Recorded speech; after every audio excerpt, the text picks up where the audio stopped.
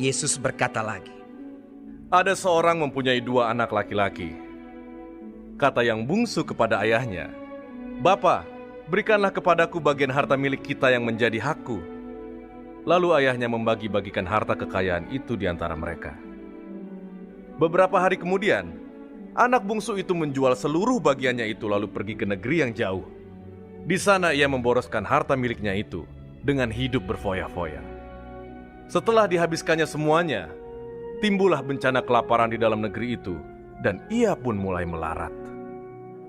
Lalu ia pergi dan bekerja pada seorang majikan di negeri itu. Orang itu menyuruhnya ke ladang untuk menjaga babinya. Lalu ia ingin mengisi perutnya dengan ampas yang menjadi makanan babi itu, tetapi tidak seorang pun yang memberikannya kepadanya. Lalu ia menyadari keadaannya. Katanya, betapa banyaknya orang upahan Bapakku yang berlimpah-limpah makanannya, tetapi aku di sini mati kelaparan.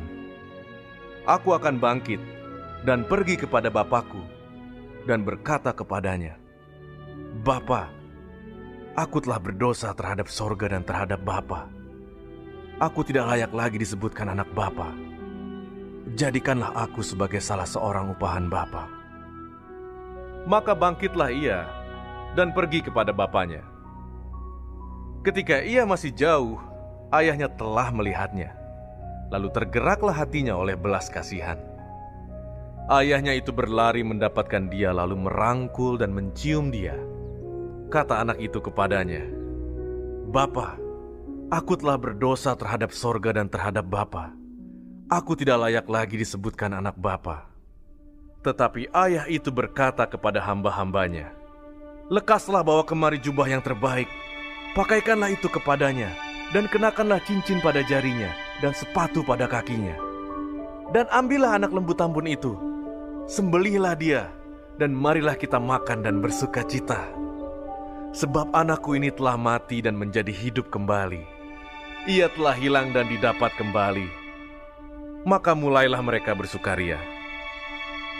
Tetapi anaknya yang sulung berada di ladang. Dan ketika ia pulang dan dekat ke rumah, ia mendengar bunyi seruling dan nyanyi tari-tarian. Lalu ia memanggil salah seorang hamba dan bertanya kepadanya, apa arti semuanya itu? Jawab hamba itu, Adikmu telah kembali, dan ayahmu telah menyembelih anak lembu tambun, karena ia mendapatnya kembali dengan sehat. Maka marahlah anak sulung itu, dan ia tidak mau masuk. Lalu ayahnya keluar dan berbicara dengan dia. Tetapi ia menjawab ayahnya, katanya, Telah bertahun-tahun aku melayani Bapa, dan belum pernah aku melanggar perintah Bapa. Tetapi kepadaku, belum pernah Bapa memberikan seekor anak kambing untuk bersuka cita dengan sahabat-sahabatku. Tetapi baru saja datang anak Bapa yang telah memboroskan harta kekayaan Bapa bersama-sama dengan pelacur-pelacur, maka Bapa menyembelih anak lembu tambun itu untuk dia. Kata ayahnya kepadanya, Anakku, engkau selalu bersama-sama dengan aku, dan segala kepunyaanku adalah kepunyaanmu.